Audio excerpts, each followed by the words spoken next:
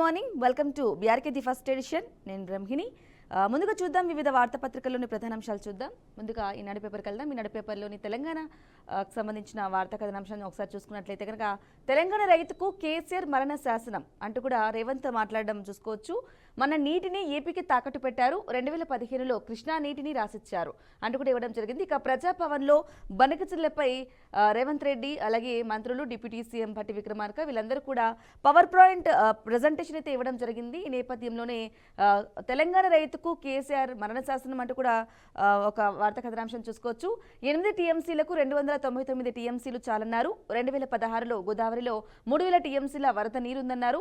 చంద్రబాబు గోదావరి నీటి వినియోగంపై సర్వే చేపట్టినా వ్యతిరేకించలేదు. జగన్ను ఇంటికి పిలిచి గోదావరి నీటితో రాయలసీమ సస్యశ్యామలమన్నారు. భారసాను బతికించడానికి కిషన్ రెడ్డి ప్రయత్నిస్తున్నారు. ఇక బనకచెర్లపై పవర్ పాయింట్ ప్రెజెంటేషన్ సందర్భంగా సీఎం రేవంత్ రెడ్డి ధ్వజమైతే ఎత్తారు. డీటెయిల్ గా చూసుకుందాం. కృష్ణా గోదావరి జలాలను కేసీఆర్, హరీష్ రావులు ఆంధ్రప్రదేశ్కు తాకట్టు పెట్టి తెలంగాణ రైతులకు మరణ శాసనం రాశారని ముఖ్యమంత్రి రేవంత్ రెడ్డి ఆరోపించారు. కృష్ణా బేస్లో ఉమ్మడి ఆంధ్రప్రదేశ్ ఉన్న 811 టీఎంసీలలో తెలంగాణకు 555 టీఎంసీలు రావాల్సి ఉండగా 299 టీఎంసీలు చాలని 2015లో వారిద్దరూ రాసిచ్చారన్నారు. గోదావరిలో 3000 టీఎంసీల వరద నీరు సముద్రంలోకి వెళ్తుందని, ఈ నీటిని రాయలసీమకు మళ్లించుకోవచ్చని 2016లో ఎఫెక్స్ కౌన్సిల్లో చెప్పారని, ఈ విషయాన్ని మినిట్స్లో స్పష్టంగా పేర్కొన్నారన్నారు. 2019లో గోదావరి నీటిని మళ్లించి రాయలసీమను రతనాలసీమగా చేయాలని కేసీఆర్ సూచించారని తెలిపారు. కృష్ణా గోదావరి జిల్లాలపై రెండు రాష్ట్రాల మధ్య ఉన్న సస్యశ్యామలను పరిష్కరించకుండా కేంద్రం చోద్యం చూస్తుందని, తెలంగాణ హక్కులను కాలరాయడానికి 8 మంది ఎంపీలను భాజపాకు ఇవ్వలేదని కూడా విమర్శించడం జరిగింది. ఇక బనకచెర్లకు సంబంధించి 8 టీఎంసీలకు 200 టీఎంసీలు చాలన్నారు అంటూ కూడా గత ప్రభుత్వం అంటే కేసీఆర్ ప్రభుత్వం ఆంధ్రప్రదేశ్ ప్రభుత్వాన్ని అయితే తాకట్టు పెట్టింది వారి ముందు అని చెప్పేసి కూడా ఘాటు వ్యాఖ్యలు అయితే సీఎం రేవంత్ రెడ్డి ధ్వజమెత్తారు. దానికి సంబంధించిన వార్తా కథనాంశాన్ని చూస్తూ ఉన్నాం. ఇక నదీ జిల్లాలో వాటలపై భారస దగ, రాష్ట్ర ప్రభుత్వ ఒత్తిడితో కేంద్రం బనకచెర్ల ప్రతిపాదనను వెనక్కి పంపింది. మంత్రి ఉత్తమ్ పవర్ పాయింట్ ప్రజెంటేషన్ హాజరైన సీఎం రేవంత్, ఉప ముఖ్యమంత్రి భట్టి విక్రమార్క అంటూ కూడా నిన్న పవర్ పాయింట్ ప్రజెంటేషన్కి సంబంధించి కూడా ఒక వార్తా కథనాంశం కూడా ఇవ్వడం జరిగింది.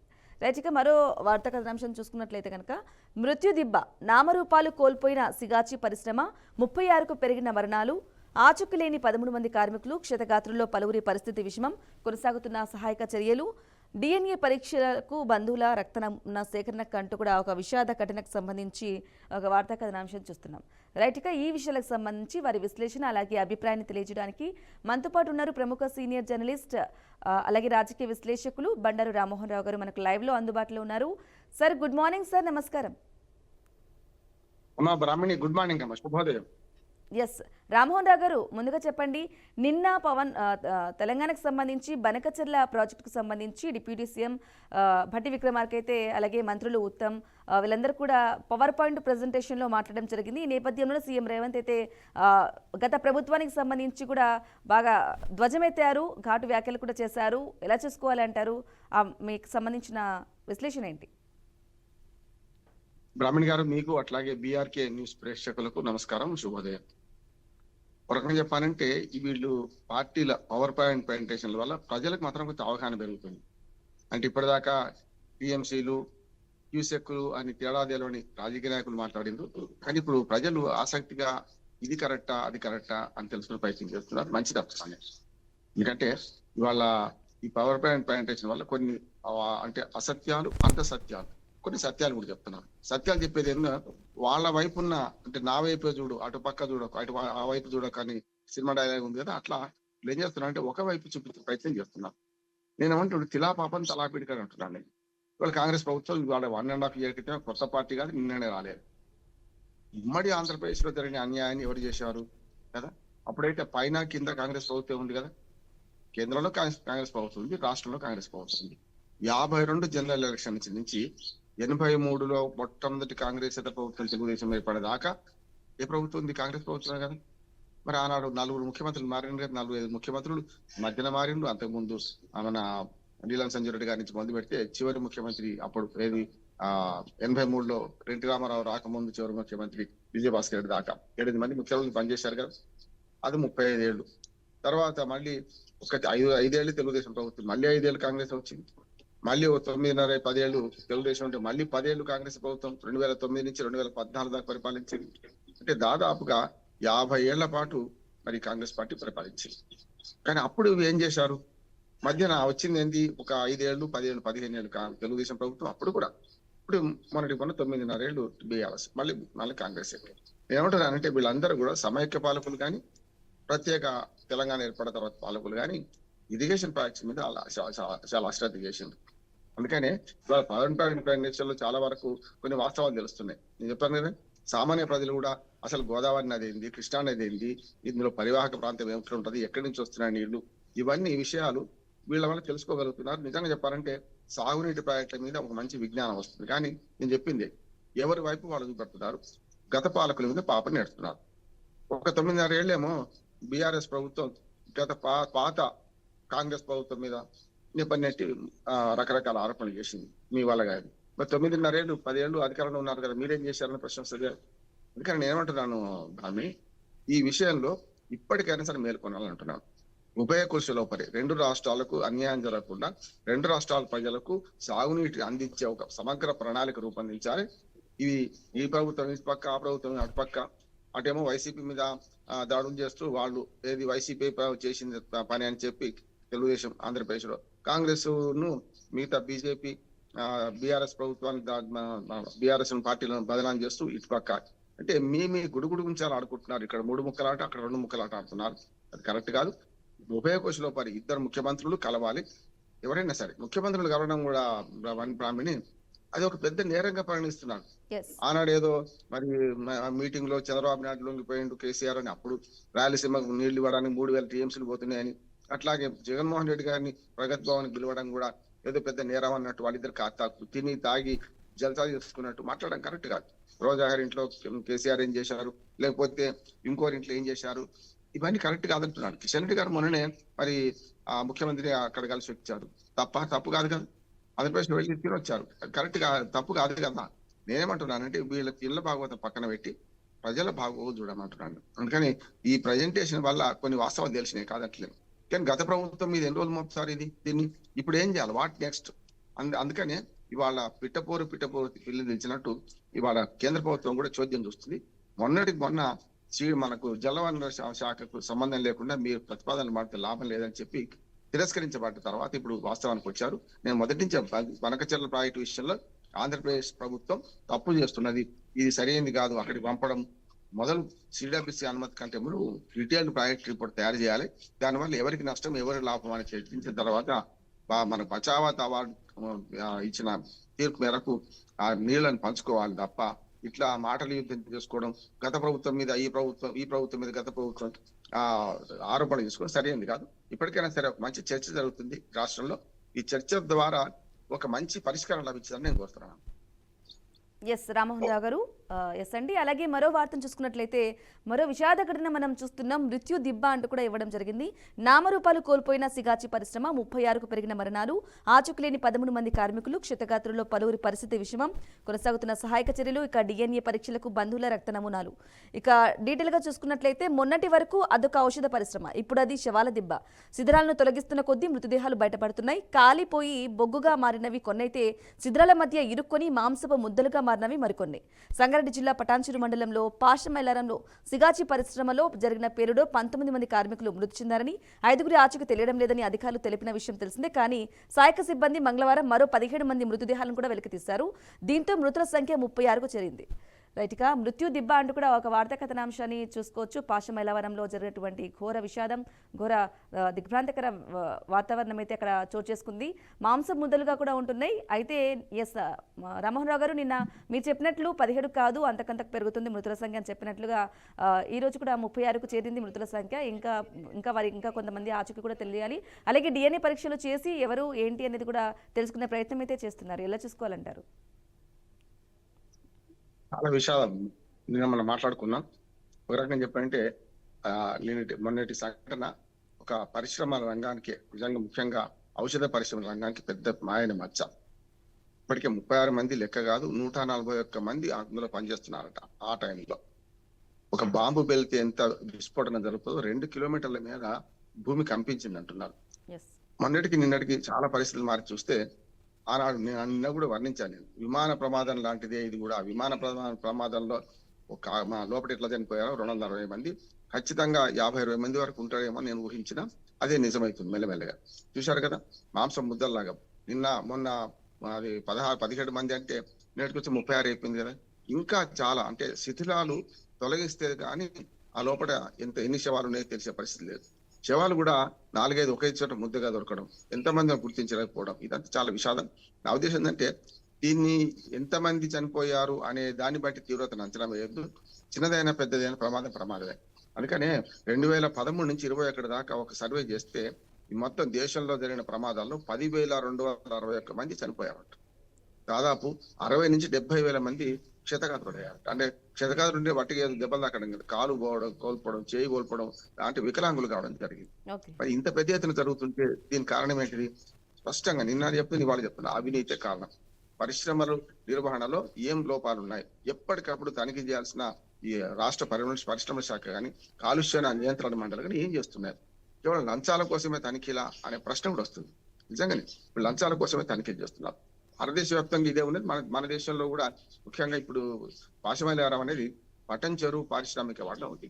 ఇది ఆసియాలోనే పెద్ద పారిశ్రామిక వాడ, ఒకే చోట కేంద్రీకృతమైంది. అట్లాగే హైదరాబాదు మెడికల్ హబ్ గా మారింది, వాళ్ళ ఫార్మా హబ్ గా మారింది.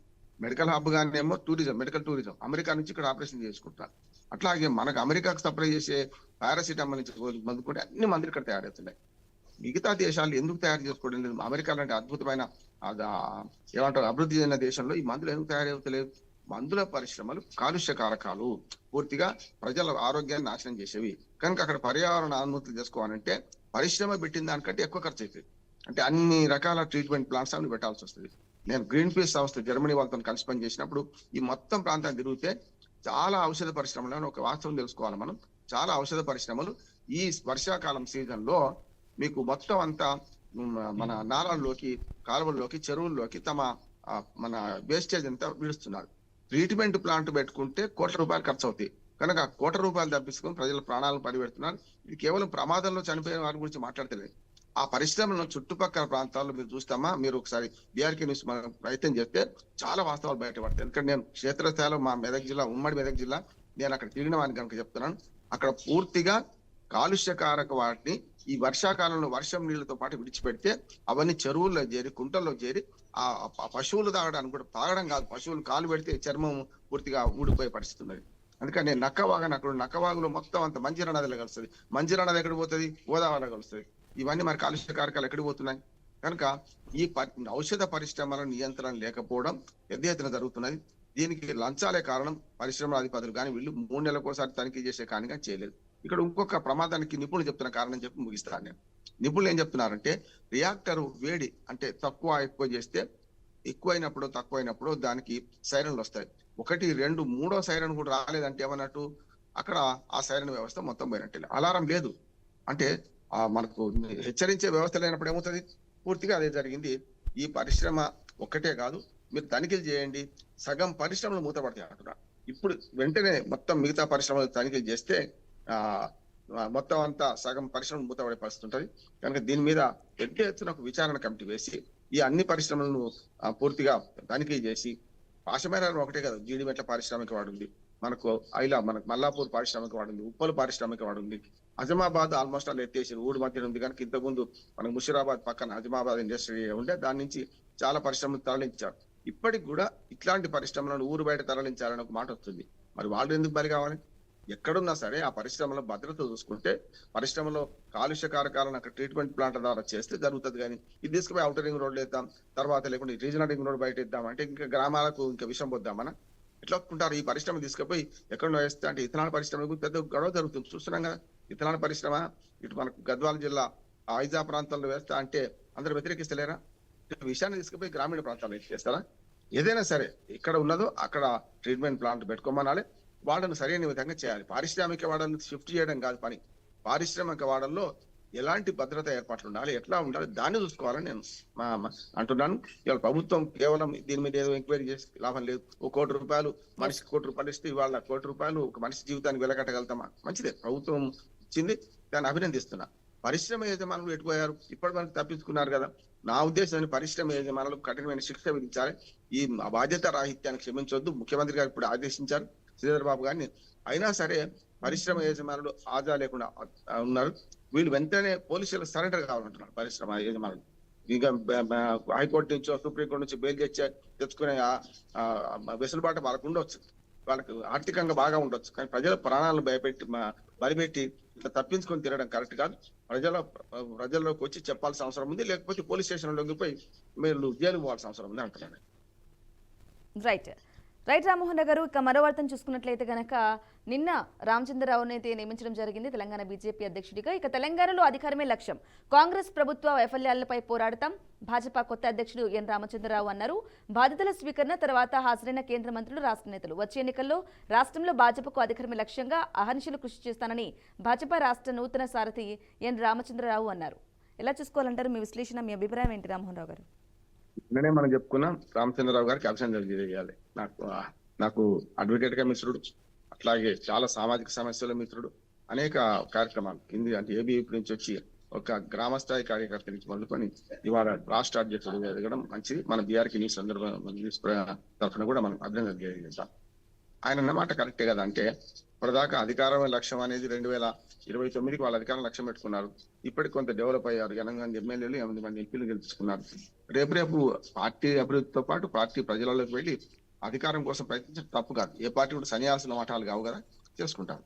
కానీ దానికి అనుగుణంగా చేసే క్రమంలో నిర్వివాదాంశుడు, అట్లాగే ఎట్లాంటి వివాదం లేని వాడు, అట్లానే చాలా వరకు స్నేహశీలి, దాంతో పాటు మంచి ఒక ఆలోచన గలవాడు, ఒక మంచి రాష్ట్ర అధ్యక్షుడిగా అయ్యింది. సరే వాళ్ళు కుల వాళ్ళకున్నా కూడా అందరితో కలిసి పనిచేసి మాత్రం కులాలకు మతాలకు వీళ్ళు అది అత్యంత పనిచేయగలుగుతాడు. కనుక ఆయన ఏదైతే పార్టీ శ్రేణులకు సందేశం ఇచ్చారో అది వాళ్ళ పార్టీ శ్రేణులకే కాదు, ఆయన ఒక రకంగా చెప్పాలంటే ముందుకెళ్ళడానికి మంచి అవకాశం అని నేను అంటున్నాను.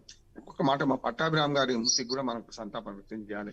ఎందుకంటే నా మిత్రుడు, ఆయన వ్యక్తిత్వ వికాస నిపుణుడు, ఆయన మొత్తం రాష్ట్రంలో ఆయనతో కూడా కలిసి తిరిగాను. నేను కొన్ని ప్రదర్శనలు కూడా మా ప్రాంతంలో ఇప్పించాను. కనుక ఆయన 75 ఏళ్ల వయసులోనే మరి మృతి చెందడం బాధాకరం. ఆయన మృతికి కూడా మనం సంతాపం వ్యక్తం చేయాల్సింది. ఒక వ్యక్తిత్వ వికాస నిపుణుడిగా సమాజానికి ఎంతో ఒక మ్యూజిషియన్ గా మొదలయ్యే జీవితం తర్వాత ఆయన 50 ఏళ్ళు దాటిన తర్వాత ఒక స్టేజ్కి వచ్చిన తర్వాత మనకు ఆయన యువతను ప్రేరేపించడంలో, యువతను సక్రమ మార్గాన్ని పెట్టడంలో, ముఖ్యంగా నైపుణ్య అభివృద్ధిలో యువత మానసికంగా ఎట్లా ప్రిపేర్ కావాలి అనే దాని మీద ఇప్పటికి చాలా అటువంటి వాళ్ళు చాలా అవసరం ఉన్నా చూస్తున్నాం కదా. ఉద్యోగాలు చేసుకున్న స్ట్రెస్ గురై బీపీలు షుగర్లు తీసుకుంటున్నారు. 25-30 ఏళ్ల వయసులో గుండెపోటు గురి చచ్చిపోతున్నారు చూస్తున్నారు. కానీ ఆయన ఏదైతే ఈ వ్యక్తిత్వ వికాస రంగంలో చేసిన కృషికి మనం అభినందించాలి. ఆయన రోడ్ల మీద గంతలు కట్టుకొని, మనకు అప్పుడు మన బాగా గుర్తునే, నేను రిపోర్టర్ గా ఉన్నప్పుడు గంతలు కట్టుకొని హైదరాబాద్ రోడ్ల మీద బైక్ నడిపించడం, అట్లాగే చాలా మ్యాజిక్ చేయడం, ఇదొకటే కాదు. తర్వాత దాని తీరు మార్చుకొని, మ్యాజిక్ అంటే మనకు సమాజంలో పెద్ద మ్యాజిక్ ఏంటంటే యువతను మార్చడం అనే మ్యాజిక్ పెట్టుకొని ఆయన చాలా మంది యువతకు ఆదర్శంగా ఇచ్చారు. వారి మృతికి సంతాపం వ్యక్తం. రైట్, ఇక ఏపీకి సంబంధించిన వార్తా కథనాంశాన్ని చూద్దాం రామ్మోహన్ రావు గారు.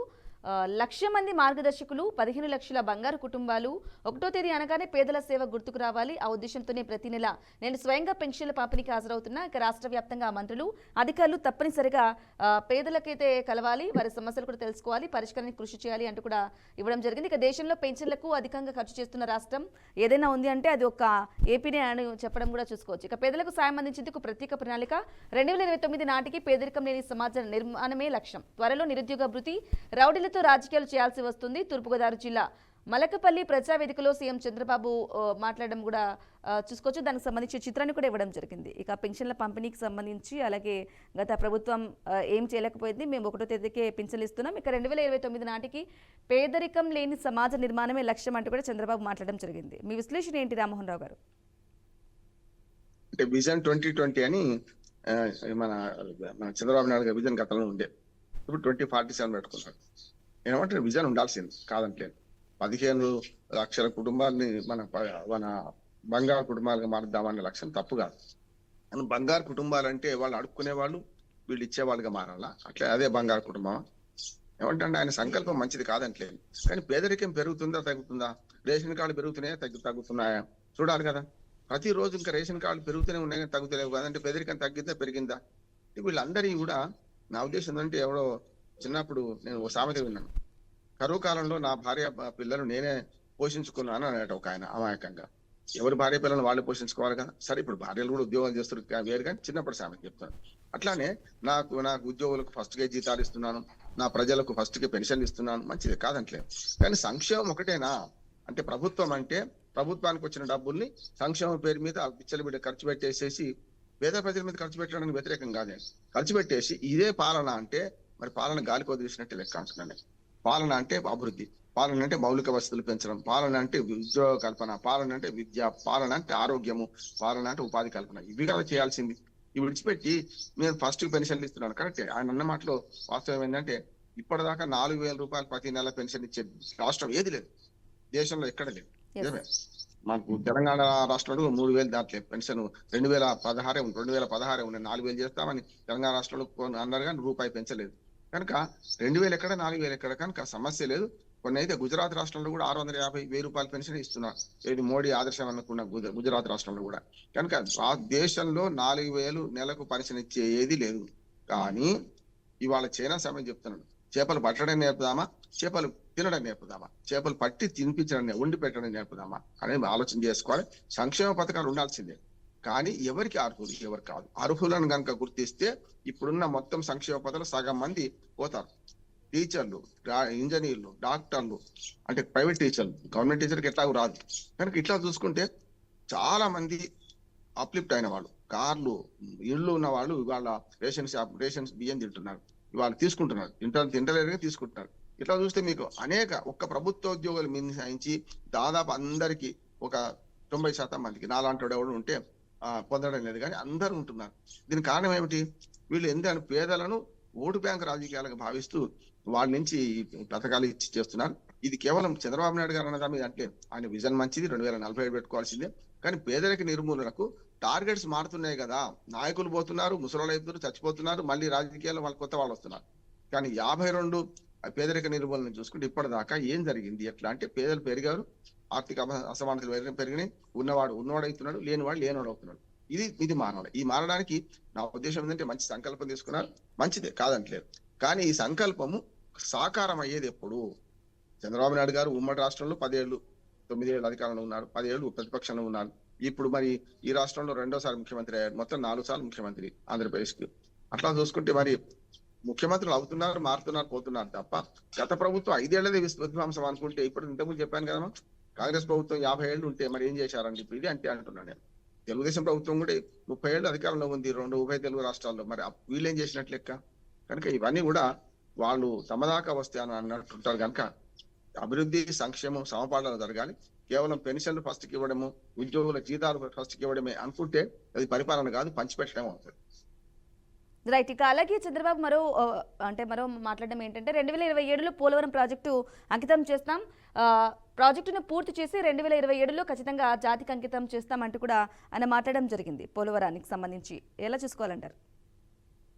మంచిది పక్షం. ఎందుకంటే పోలవరం ఇవాడిది కాదు, 50 ఏళ్ళ నుంచి నలుగుతున్న సమస్య. మొత్తం మీద కేంద్ర ప్రభుత్వం విభజన చట్టాలను చేర్చడం వల్ల ఈ మాత్రం డెవలప్మెంట్ జరుగుతుంది. నిజంగా పోలవరం ఆంధ్రప్రదేశ్ కే కాదు, గట్టిగా మాట్లాడితే ఆ నీళ్లను కనుక గోదావరికి నుంచి కృష్ణాకు మళ్లించే నీళ్లను కనుక 45 టీఎంసీలు తెలంగాణకు ఇచ్చుంటే ఇంకా అభివృద్ధి చెందుతుంటున్నాను. ఏమంటే ఈ 2 రాష్ట్రాలు బాగుండాలంటే ఖచ్చితంగా పోలవరం కట్టాల్సిందే. పోలవరంతో పాటు బనకచెర్ల ప్రాజెక్టులు కూడా చాలా ఇబ్బందులు వచ్చినా అది ప్లాన్ మార్చి కట్టాల్సిందే. అందుకని 2027 టార్గెట్ పెట్టుకున్నారు. కానీ పూర్తి అయితే మంచిది. కనీసం 2028 కన్నా పూర్తి చేయడం అని పెట్టుకుంటే, 2027 లక్ష్యం పెట్టుకుంటే 2028 కన్నా పూర్తి అవుతుందని భావిస్తున్నా. కేంద్ర ప్రభుత్వం పూర్తి నిధులు ఇస్తుంది, కట్టడమే మనం, ఇంకా పని ఏం లేదు. దానికి నిధుల కొరత లేదు, ఇక్కడ నుంచో రావాల్సిన అవసరం లేదు, ప్రపంచ బ్యాంక్ పోవాల్సిన అవసరం లేదు. కేంద్ర ప్రభుత్వం మీరు ఎంత పని చేస్తే అంత డబ్బులు ఇస్తా ఉంటుంది. ఇటీవలనే కుటుంబ ప్రభుత్వం వచ్చినాక 10,500 కోట్ల రూపాయలు అర్హక్క విడుదల చేసింది. అంటే మీరు యూటిలైజేషన్ బిల్స్, యూసీస్ అంటారు, సర్టిఫికేట్ ఇచ్చినా ఇవ్వకపోయినా, మీరు బిల్స్ ఇవ్వకపోయినా మీకు పాత బకాయిలు 5,000 కోట్లు ఇచ్చేస్తున్నాం, మరొక 5,500 కోట్ల రూపాయలు ముందస్తుగా ఇస్తున్నాం చెప్పి అడ్వాన్స్ కూడా ఇచ్చారు. చేయండి, పనిచేసి చూపించండి. ఖచ్చితంగా చంద్రబాబు నాయుడు గారే ఆ శంకుస్థాపన చాలాసార్లు జరిగింది అనుకోండి, వైఎస్ నుంచి మొదలుకొని. నా ఉద్దేశం ఏంటంటే ప్రారంభోత్సవాలు పాల్గొనాలి కోరుతున్నాను. అయితే అది ఒక రకంగా ఆంధ్రప్రదేశ్ కు పోలవరం ఒక పెద్ద వరం అంటున్నాను. రైట్ రామ్మోహన్ రావు గారు. ఇక మరో వార్తను చూసుకున్నట్లయితే ఏపీకి సంబంధించి సింగయ్య మృతి కేసులో జగన్ వైకాపా నేతలపై తదుపరి చర్యలు నిలిపివేత. కౌంటర్ వేసేందుకు స్వల్ప సమయం కోరిన ఏజీ మధ్యంతర ఉత్తర్వులు ఇవ్వొద్దని అభ్యర్థన తోసిపుచ్చిన న్యాయమూర్తి అంటూ కూడా ఇవ్వడం జరిగింది. చిలి సింగయ్య మృతి ఘటనలో గుంటూరు జిల్లా నల్లపాడు పోలీసులు మాజీ సీఎం జగన్, రాజ్యసభ సభ్యుడు వైవి సుబ్బారెడ్డి, మాజీ మంత్రులు పేరి నాని, విడుదల రజని, జగన్ వ్యక్తిగత కార్యదర్శి కె నాగేశ్వరరావుపై నమోదు చేసిన కేసులో తదుపరి చర్యలన్నింటినీ కూడా హైకోర్టు నిలిపివేసింది అంటూ కూడా ఇవ్వడం జరిగింది. ఇది కొంచెం ప్రతిపక్ష ఊరటనే చెప్పుకోవాలంటారా? మీ అభిప్రాయం, మీ విశ్లేషణ ఏంటి రామ్మోహన్ రావు గారు? ప్రతిపక్షం ఊరట కాదు, కానీ నేను న్యాయ నిపుణుడిగా చెప్తున్నా, ఆనాడే పోతుంది కేసు అన్న. ఇప్పుడు మనం వెళ్తుంటాం అమ్మా, మన సామాన్యంగా ఆలోచిద్దాం. నేను కారు కొన్నాను, పక్కన కూర్చున్నా, డ్రైవర్ అజాగ్రత్త వాళ్ళు ప్రమాదం జరిగింది, నా మీద కేసు పెడతారా? అక్కడ బెటర్ గా. డ్రైవర్ తప్పు, డ్రైవర్ కు లైసెన్స్ లేకపోయినా నాదే తప్పు అవుతుంది, యజమాని అవుతుంది. డ్రైవర్ మైనర్ అయినా నాదే యజమాని అవుతుంది. పిల్లలకి ఇస్తే కూడా ఇప్పుడు తల్లిదండ్రులకు శిక్ష వేస్తున్నట్టుగా అట్లానే డ్రైవర్ తప్పిదంలో మన డ్రైవర్ తప్పిదంతో పాటు నిర్లక్ష్యం ఉన్న డ్రైవర్కి శిక్ష పడుతుంది. రెండోది, ఆ కారు కానీ ఆ వెహికల్ ఏదైతే ఏ వాహనం ఉందో దానికి రిజిస్ట్రేషన్ లేకపోతే ఓనర్ బాధ్యుడు వస్తాం. ఇది 3. ఓనర్ బాధ్యుడు అయితే రిజిస్ట్రేషన్ లేకపోయినా, లేకపోతే డ్రైవర్ కు లైసెన్స్ లేకపోయినా, మైనర్ డ్రైవర్ కి ఇచ్చిన, ఇట్లా ఇవి అంటే మనం ఏమంటారు, సామర్థ్యానికి మించిన వాహనం నడిపించిన. ఇప్పుడు హెవీ డ్రైవింగ్ లైసెన్స్ ఉంటుంది, బస్సు లారీ నడిపించవచ్చు. ఇంకా లైట్ మోటార్ వెహికల్స్ లైసెన్స్ ఉంటుంది. లైట్ మోటార్ అంటే కారు వరకే పరిమితం, కారు చిన్న వెహికల్ మాత్రమే. ఇట్లా ఉంటాయి కదా. దీనిలో తేడా ఉంటే యజమానుల మీద పెడతారు. కానీ ఏమైనా దొరికిందని జగన్మోహన్ రెడ్డి దానిలో ప్రయాణం చేస్తున్నాడని వెనుక కూర్చున్న వాళ్ళ మీద కేసులు పెట్టడం అనేది చెల్లదన్నా పోతుందన్నా అదే జరిగింది. హైకోర్టు వట్టిగా లేదు కదా, ఇవన్నీ విన్నరు. వాళ్ళకి ఏం సంబంధం అంటే డ్రైవరు అంటే 2 స్టీరింగ్లు పెట్టుకొని డ్రైవింగ్ లైసెన్స్, మన డ్రైవింగ్ స్కూల్స్ ఉంటాయి కదా, నేర్చుకునే వాడి దగ్గర ఒకటి ఉంటుంది, పక్కన ఒకటి ఉంటుంది. అట్లా పెట్టాను మరి. అంటే ప్రతి దగ్గర ఎవరికి వాడు బ్రేకులు కొట్టానా? కాదు కదా. అందుకని కేసు పెట్టి తప్పెట్టినప్పుడు తప్పే పోయింది కదా, కేసు కొట్టేయడం కరెక్ట్. ప్రతిపక్షాలు కూడా కాదు, నేనేమంటే లీగల్ గా తప్పు చేశారు, దాన్ని సవరించింది. మధ్యంతర దాన్ని ప్రభుత్వ అభ్యర్థులను తిరస్కరించింది. ఖచ్చితంగా ఈ కేసులో అదే జరుగుతుందని మనం 2 రోజుల కింద మాట్లాడుతాం. Yes, okay, right Rammohan Rao గారు, థ్యాంక్ యూ అండి. మీ విశ్లేషణ అలాగే మీ అభిప్రాయాన్ని వివిధ వార్తాపత్రికల్లో వచ్చిన ప్రధాన అంశాలకు సంబంధించి క్లియర్గా డీటెయిల్గా చెప్పినందుకు థ్యాంక్ యూ. రైట్గా చూసాం కదా, ఇది వాళ్ళ BRK the first edition. Stay tune, BRK news, Telugu సత్తా.